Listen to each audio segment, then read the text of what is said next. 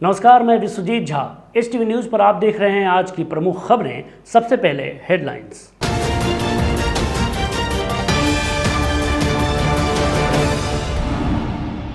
प्रधानमंत्री नरेंद्र मोदी ने किया देश को संबोधित, नवंबर माह तक मिलेगा मुफ्त राशन। सड़क दुर्घटना में घायल मामा भांजे की हुई मौत, 100 पहुंचा गांव, परिजनों ने किया सड़क जाम। टेम्पू और कैश वैन में हुई टक्कर, काल के गाल में समा गए 4 लोग। पेट्रोल और डीजल की मूल्य वृद्धि के खिलाफ कांग्रेस का प्रदर्शन, बेतिया में ट्रैक्टर को रस्सी से खींचकर जताया विरोध। और फेनहारा में सड़क की स्थिति खराब, राहगीरों को हो रही है परेशानी।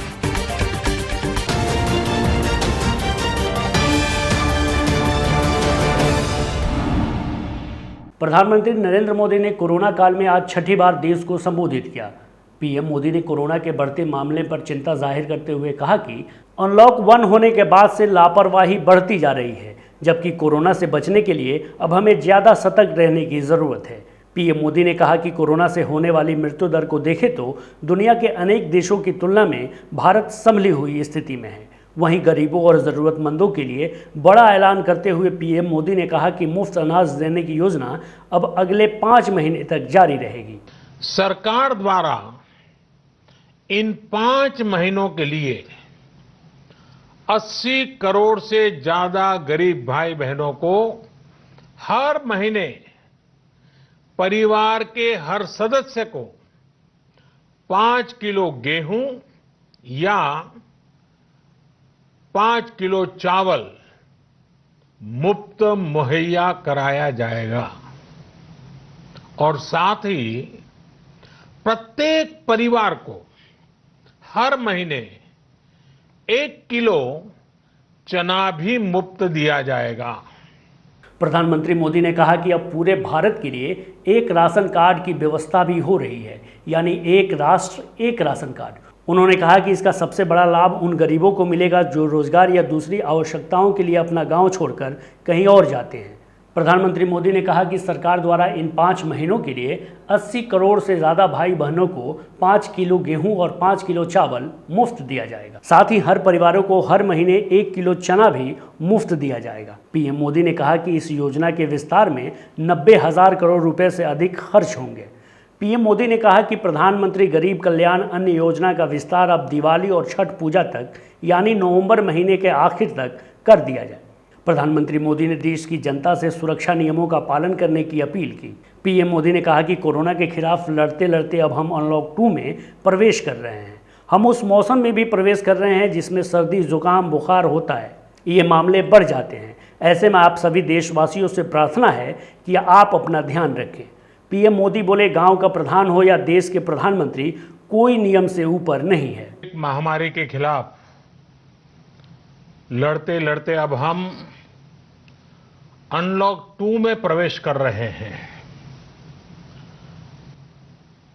और हम उस मौसम में भी प्रवेश कर रहे हैं जहां सर्दी, जुकाम, खांसी, बुखार, ये सारे न जाने क्या क्या होता है, ये मामले बढ़ जाते हैं। ऐसे में मेरी आप सभी देशवासियों से प्रार्थना है कि ऐसे समय अपना ध्यान रखिए। टिकटॉक को भारत में गूगल प्ले स्टोर और एप्पल ऐप स्टोर से हटा दिया गया है। गूगल और एप्पल ने यह फैसला सूचना और प्रसारण मंत्रालय के 59 चाइनीज ऐप को बैन करने के निर्देश के बाद लिया गया है। सरकार का कहना है कि इन ऐप से भारत की सुरक्षा और समाज को खतरा है। सरकार ने जिस 59 ऐप को भारत में बैन किया है, उन्हें पहले प्ले स्टोर से एक एक करके हटाया जा रहा है। टिकटॉक के अलावा popular social media platform hello भी अब प्ले स्टोर पर उपलब्ध नहीं होगा। हालांकि जिन फोन्स में पहले से यह ऐप डाउनलोडेड है, वह फिलहाल काम कर रहा है। एक रिपोर्ट की माने तो ऐप को बैन करने के साथ ही सरकार ने गूगल और एप्पल को 24 घंटे में इन्हें हटाने के निर्देश दिए थे। एक रिपोर्ट के मुताबिक सरकार टेलीकॉम सर्विस प्रोवाइडर्स को भी निर्देश जारी कर रही है कि वह अपने फ़ोन पर इन ऐप्स को न चलने दें। यानी अगर आपके फ़ोन में टिकटॉक और यूसी ब्राउज़र जैसे एप्लीकेशन पहले से मौजूद हैं तो हो सकता है जल्द ही आपको एक मैसेज मिले जिसमें लिखा हो सरकार के आदेश पर इन ऐप्स का एक्सेस रोक दिया गया है। आज हमने कुछ टिकटॉकर्स से बात की और उनकी प्रतिक्रिया जानी तो उन्होंने बताया कि टिकटॉक बैन होने से दुख तो है लेकिन देश के लिए हर कुर्बानी मंजूर है। मैं बाबू खुशी, जैसा कि आप सब जानते हैं कि टिकटॉक को बैन कर दिया गया है इंडिया में और इसको प्ले स्टोर पर से भी हटा दिया गया है। तो ये जितना हद तक हमारे इंडिया के लिए अच्छा है, हमारे गवर्नमेंट ने अच्छा ही फैसला लिया है, तो थोड़ा सा इसमें डिमेरिट भी है क्योंकि बहुत सारे टिकटॉकर्स को एक प्लेटफॉर्म मिल रहा था अपने कला को शो करने का, जो अब बंद हो चुका है। तो गवर्नमेंट को थोड़ा सा इस बारे में भी सोचना चाहिए। नमस्ते, माय नेम इज़ पिंकी प्रसाद। जैसा कि आपने न्यूज़ में देखा होगा कि टिकटॉक ऐप बैन हो गया है। कोई बात नहीं, मोदी सरकार ने जो भी निर्णय लिया है सही लिया है क्योंकि टिकटॉक ऐप चाइना का है। जो भी सिचुएशन चल रहा है वो चाइनीज़ की वजह से चल रहा है। वी आर इंडियन, तो सरकार जो भी फैसला लेगी हम हमेशा उनके साथ हैं। Thank you. नमस्कार दोस्तों, मैं शुभम श्रीवास्तव। जैसा कि आपने न्यूज़ देखा होगा टिकटॉक ऐप बैन हो गया। कोई बात नहीं, गवर्नमेंट ने जो भी निर्णय लिया है सही लिया है क्योंकि ये टिकटॉक ऐप चाइना का है एंड ये जो भी सिचुएशन है चाइना की वजह से है। हाँ, थोड़ा दुख तो है क्योंकि पिछले 2 सालों की मेहनत के दौरान इस प्लेटफॉर्म ने लाखों लोगों तक मेरा टैलेंट पहुंचाया था, तो उसको लेकर बहुत दुख है। लेकिन पर्सनली नहीं देखूंगा, ये राष्ट्रहित का मैटर है। तो वी आर इंडियन, तो सरकार जो भी फैसला ली है हम पूरे बेजोड़ से पूरे स्ट्रॉन्ग के साथ सरकार के फैसला के साथ हैं। दोस्तों, मेरा नाम शिवम श्रीवास्तव हुआ। जैसे कि आप लोग जान है इंडिया में टिकटॉक को बंद कर दिया गया है। थोड़ा सुन को दुख हुआ क्योंकि लगातार हम लोग 2 साल से बहुत परिश्रम और मेहनत कर रहे थे। आप सबका प्यार मिला, उसके लिए थैंक यू सो मच।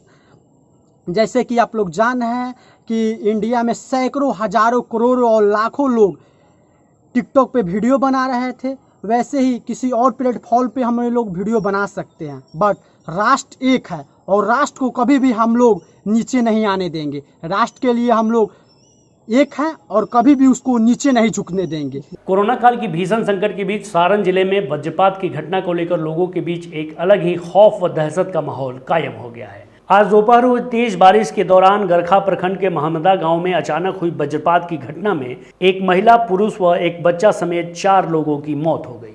मरने वालों में कामेश्वर राय की पत्नी सरोज देवी, ठाकुर राय और 8 वर्षीय लाल बिहारी के पुत्र रवि शामिल हैं। वहीं प्राप्त जानकारी के अनुसार गड़खा प्रखंड के ही रामगढ़वा चंवर में धान की रोपनी कर रहे एक बुजुर्ग 55 वर्षीय किसान रामायण शाह की आकाशीय बिजली गिरने से मौत हो गई। वहीं इस घटना में एक अन्य किसान कामेश्वर राय जख्मी बताए जाते हैं। इस वज्रपात की घटना से मैं बिल्कुल मर्माहत हूँ। इस घटना में रामगढ़ा गांव के रामायण शाह की मृत्यु वज्रपात के कारण हुई और वहीं गरखा के महमदा पंचायत के बथानी टोला में 3 आदमी की मौत वज्रपात के कारण ही हुई। इस दुखद घड़ी में मैं ईश्वर से प्रार्थना करूंगा कि उनकी आत्मा को शांति दें और मैं इस घटना से बिल्कुल मर्माहत हूं और मैं संवेदना प्रकट करता हूं और साथ ही साथ मैं सरकार से मांग करता हूं कि जितना जल्द हो उस पीड़ित परिवार को मुआवजा आपदा प्रबंधन के तहत दिया जाए। मानसून के दस्तक देने के साथ ही फेनहारा प्रखंड की सड़कों का हाल बेहाल हो गया है। एक सप्ताह से हो रहे रुक रुक के बारिश के कारण फेनहारा की सड़कें नाले में तब्दील हो गई है। प्रखंड मुख्यालय के मुख्य बाजार फेनहारा को जोड़ने वाली तमाम सड़कों की स्थिति नारकीय बनकर रह गई है। सड़क पर फैले कीचड़ और गंदगी से पैदल भी चलना मुश्किल हो गया है। सड़क की स्थिति ऐसी है मानो सड़क नहीं खेतों में होकर लोग गुजर रहे हैं। सड़क पर बड़े बड़े गड्ढे बने हैं, उस गड्ढे में बारिश और नाले का पानी जमा हो गया है जिससे प्रतिदिन राहगीर गिरकर घायल हो जा रहे हैं। प्रखंड क्षेत्र के फेनहारा पंचायत के फेनहारा से परशुरामपुर होते हुए नया गांव श्यामपुर भटहा सीहोर को जाने वाली सड़क में परशुरामपुर के बीच सड़क पर इतने बड़े गड्ढे बने हैं कि इधर से गाड़ी तो दूर पैदल चलना भी दुश्वार हो गया है। प्रतिदिन कोई न कोई गिरकर घायल हो रहा है। ग्रामीण राहुल कुमार शाह, आदित्य शाह, नारायण सिंह आदि ने बताया कि हम लोगों के गांव से 2 सड़क गुजरती है। दोनों सड़क की स्थिति लगभग नारकीय है। फेनहारा से परशुरामपुर होकर रुपौलिया जाने वाली सड़क में नाला नहीं होने के कारण सड़क पर ही नाले का पानी गिरता है। दूसरा, फेनहारा से परशुरामपुर होते हुए नया गांव श्यामपुर भटहा और सीहोर को जोड़ती है। उस सड़क का भी वही हाल है। गांव में सड़क के बीचों बीच नाले का निर्माण कराया गया, लेकिन उस नाले के पानी का निकासी नहीं होने के कारण नाले का पानी भी सड़क पर ही गिर रहा है, जिसके कारण बना नाला भी टूटने के कगार पर है। इसको लेकर कई अधिकारियों से शिकायत की गई, लेकिन किसी ने इस सड़क की सुधि नहीं ली। वहीं फेनहारा पहुंचे पूर्व विधायक शिवजी राय ने स्थानीय विधायक सह बिहार सरकार के मंत्री राणा रणधीर सिंह पर कई आरोप लगाए और कहा कि जो सड़क बनवाए हैं वह बारिश के शुरुआत में ही टूटने लगा है। हम आज आपके बीच फेनहारा में हैं। फेनहारा के बाजार की जो बस खूबसूरती बढ़ा है माननीय मंत्री रणधीर जी, देखने लायक है। कीचड़ में फेनहारा है कि फेनहारा में कीचड़ है। रोड पर धान रोपने लायक पानी है, कीचड़ भी है। यही फेनहारा का सौभाग्य है। मंत्री जी को जल वितरण के उगाही से फुर्सत नहीं। पूर्वी चंपारण जिला अंतर्गत अरेराज के हरसिद्धि क्षेत्र के मटियरिया 12 माइल के समीप सड़क दुर्घटना में घायल मामा भांजा का 100 गांव में पहुंचते ही आक्रोशित परिजनों और ग्रामीणों ने अरेराज मोतिहारी मार्ग को लगभग 2.5 घंटा तक जाम रखा। ज्ञात हो कि कल सोमवार को मटियरिया 12 माइल के पास लापरवाह ट्रैक्टर चालक ने 5 लोगों को कुचल दिया था तथा भागने के क्रम में मटियरिया वार्ड नंबर 9 के पास ट्रैक्टर पलट गया। घायलों को कल अस्पताल में भर्ती किया गया था, जिसमें गंभीर रूप से जख्मी धनखरैया निवासी श्याम सुंदर एवं उनके 2 वर्षीय भांजे की मौत हो गई। घटना की खबर मिलते ही अरेराज डीएसपी ज्योति प्रकाश 12 माइल पहुंचे और मृतक के परिवारजनों से एवं ग्रामीणों से बात की और उन्होंने आश्वासन दिया कि जल्द ही सरकारी सहायता राशि मुहैया कराई जाएगी। साथ ही उनके दाह संस्कार के लिए आर्थिक मदद की। प्रशासन के समझाने के बाद ग्रामीणों ने जाम को समाप्त कर दिया। जा रहा था मैंने अपना बहनी को पहुंचाने के लिए। जी जी। जब तक यहाँ पे सर एक पेट्रोल वाला यहाँ ले आकर मार दिया। जी। मार कर भाग गया। जाकर रास्ते में कितना आदमी को मारा ही कोई गारंटी नहीं। हम लोग का पता लगा, हम लोग आए। जब तक इसको लेकर कोई लेकर मोतिहारी गया। मोतिहारी ले जाने के बाद में बहुत जगह चेक कराए। हम लोग 2 बजे रात में मुजफ्फरपुर ले गए। जी जी। जब तक मुजफ्फरपुर में सब। पश्चिम चंपारण जिला अंतर्गत लौरिया बगहा मुख्य सड़क पर टेम्पू एवं कैश वाहन के आमने सामने की टक्कर में टेम्पू चालक सहित कुछ 4 लोगों की घटनास्थल पर मौत हो गई। सूचना पर पहुंची लौरिया पुलिस ने घायलों को अस्पताल पहुंचाया, जहां डॉक्टरों ने दंपति की गंभीर हालत को देखकर बेतिया रेफर कर दिया। जानकारी के अनुसार चौतरवा थाने के रायबारी महुआवा गांव निवासी रवि कुमार श्रीवास्तव अपनी पत्नी पम्मी देवी के साथ अपने 2 बेटे एवं 1 बेटी के साथ लौरिया से सामान की खरीदारी कर वापस अपने घर रायबारी महुआवा जा रहे थे। तभी सिरकहिया के पास घटना के शिकार हो गए। मृतक में रवि श्रीवास्तव के 2 बेटों में बड़ा बेटा ऋषु कुमार उम्र 6 साल, बेटी रितिका उम्र 3 साल एवं छोटा बेटा लक्ष्य उम्र 1.5 साल एवं टेम्पू चालक दीपक कुमार राय बहुवरी भी शामिल है। वहीं रवि श्रीवास्तव एवं पम्मी श्रीवास्तव घायल हैं। इस घटना से आक्रोशित ग्रामीणों ने सड़क को जाम कर दिया। जानकारी के अनुसार रवि श्रीवास्तव अपने गांव के ही टेम्पू से बहन की शादी की तैयारी के लिए खरीदारी करने लौरिया सपरिवार आए थे।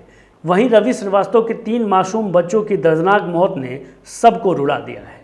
पुलिस घटनास्थल पर दलबल के साथ जमी है। भारतीय जनता पार्टी मोतिहारी विधानसभा की बिहार जनसंवाद वर्चुअल रैली का आज आयोजन हुआ। उप मुख्यमंत्री सुशील कुमार मोदी, पूर्व केंद्रीय किसान कल्याण मंत्री राधा मोहन सिंह ने रैली को संबोधित किया। इस दौरान सुशील मोदी ने चीन व नेपाल के मुद्दे पर कड़ी प्रतिक्रिया दी। मोतिहारी विधानसभा के वर्चुअल रैली को संबोधित करते हुए आज बिहार के उप मुख्यमंत्री सुशील कुमार मोदी ने सर्वप्रथम कोविड-19 की गंभीरता पर चिंता व्यक्त करते हुए कहा कि इससे डरने की ज़रूरत नहीं है, लेकिन सावधानी बरतना अति आवश्यक है।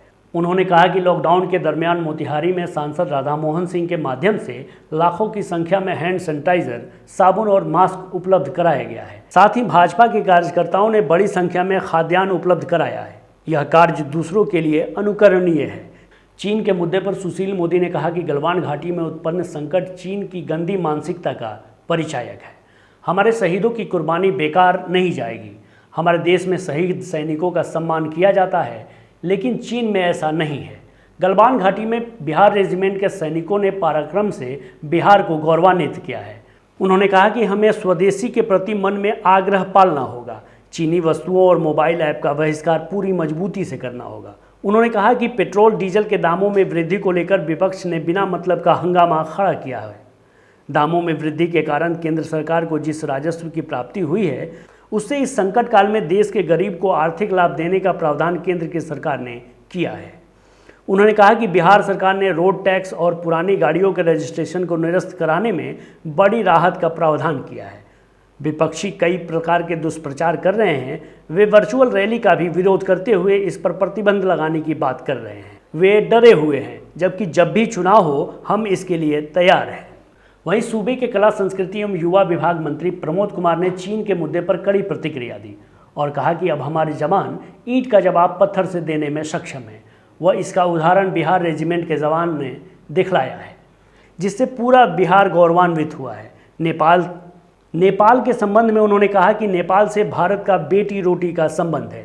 वह जल्द ही नेपाल में भारत समर्थक सरकार का गठन होगा। आज वर्चुअल रैली के माध्यम से हमारे मोतिहारी विधानसभा क्षेत्र के हजारों हजार कार्यकर्ता अपने मतदान केंद्रों पर अपने माननीय नेता आदरणीय सुशील कुमार मोदी जी और माननीय सांसद आदरणीय राधा मोहन सिंह जी के मार्गदर्शन को प्राप्त किए हैं। उन्होंने कहा है कि जो नेपाल और चीन की जो सीमा है, उन चीन के साथ हम लोग पूरी ताकत के साथ आज भारत सरकार इस पर हर कीमत पर लड़ाई लड़ने को तैयार है और हर उनके मुकाबला को करने के लिए तैयार है। और जो नेपाल है, उस नेपाल के साथ हमारा बेटी रोटी का संबंध है। और लेकिन चीन की कम्युनिस्ट सरकार, नेपाल की कम्युनिस्ट सरकार, ये दोनों के बीच में जो संधि हुए हैं, उस संधि को भी हमारे भारत के जो मदेशिया लोग हैं, जो गैर कम्युनिस्ट लोग हैं, वह आज नेपाल में आंदोलन कर रहे हैं और वह संधि त्वरित समाप्त होगी और वही नेपाल में भारत अनुकूल सरकार भी नेपाल की धरती पर शीघ्र बनने वाली है। पूर्वी चंपारण जिले के घोड़ासान पुलिस ने सोमवार की दोपहर गुप्त सूचना पर थाना क्षेत्र के सिंगरहिया में छापेमारी कर 3 जिंदा कारतूस के साथ एक बदमाश को गिरफ्तार कर लिया। थानाध्यक्ष अखिलेश कुमार मिश्रा द्वारा गिरफ्तार बदमाश की पहचान थाना क्षेत्र के सिंगरहिया गांव निवासी केशव के रूप में की गई है। थानाध्यक्ष ने बताया कि पुलिस को गुप्त सूचना मिली थी कि उक्त बदमाश इस गांव में आया हुआ है, जिसके बाद पुलिस उक्त जगह पर पहुंचकर उसे दबोच लिया। तलाशी के दौरान उसके पास से 3 जिंदा कारतूस बरामद किया गया। बरामद तीनों कारतूस 3.15 बोर का है। उन्होंने बताया कि पकड़े गए बदमाश कुंडवा चैनपुर थाना क्षेत्र में पूर्व में हुई चोरी में शामिल रहा है। साथ ही गांव के ग्रामीणों को वह हमेशा गोली पिस्टल दिखाकर धमकाता है। पूछताछ के बाद उसे न्यायिक हिरासत में भेज दिया गया। छापेमारी टीम थानाध्यक्ष के अलावा एएसआई रमेश राय एवं सशस्त्र बल शामिल थे। पश्चिमी चंपारण जिले के बेतिया नगर थाना क्षेत्र के केदार आश्रम तिलक मैदान बेतिया में जिला युवा कांग्रेस कमेटी पश्चिम चंपारण के अध्यक्ष विनय कुमार यादव के नेतृत्व में डीजल और पेट्रोल के दर में बढ़ोतरी के विरोध में ट्रैक्टर को खींचकर धरना प्रदर्शन किया गया। इस अवसर पर विनय कुमार यादव ने कहा कि भाजपा सरकार प्रतिदिन पेट्रोल और डीजल की कीमतों में बढ़ोतरी करके गरीबों का खून चूस रही है। भारत के इतिहास में यह पहली बार हुआ है कि पेट्रोल से ज़्यादा डीजल की कीमत में उछाल आई है। भाजपा सरकार में कोई विकास का काम नहीं कर गरीबों का खून चूसने वाला काम किया जा रहा है, जिससे आम गरीब, पिछड़ी जाति, कमजोर वर्ग, अनुसूचित जाति, अनुसूचित जनजाति, अल्पसंख्यक समुदाय के लोगों को गाड़ी चलाने से रोकने के लिए यह किया जा रहा है। इस धरना प्रदर्शन कार्यक्रम में मुख्य रूप से युवा कांग्रेस के जिला महासचिव हरीश कुमार, अल्ताफ राजा, मंजूर आलम की उपस्थिति रही। आज के लिए बस इतना ही। HTV न्यूज़ में प्रसारित होने वाली खबरें, प्रोग्राम्स आप GTPL के चैनल नंबर 985 और डेन के चैनल नंबर 155 के साथ साथ आप अपनी सुविधा अनुसार मोबाइल फ़ोन पर भी देख सकते हैं। अगर आप हमें YouTube के माध्यम से देखना चाहते हैं तो HTV न्यूज़ के ऑफिशियल YouTube चैनल को सब्सक्राइब करें और बेल आइकॉन दबाकर ताज़ा वीडियोज़ की नोटिफिकेशन प्राप्त करें। फेसबुक पर जुड़ने के लिए HTV न्यूज़ के फेसबुक पेज को लाइक करें और ट्विटर पर HTV न्यूज़ को फॉलो करें। तमाम लेटेस्ट अपडेट के लिए देखते रहिए उत्तर बिहार का सबसे तेज़ी से उभरता हुआ न्यूज़ चैनल HTV न्यूज़, सच की आवाज़। नमस्कार।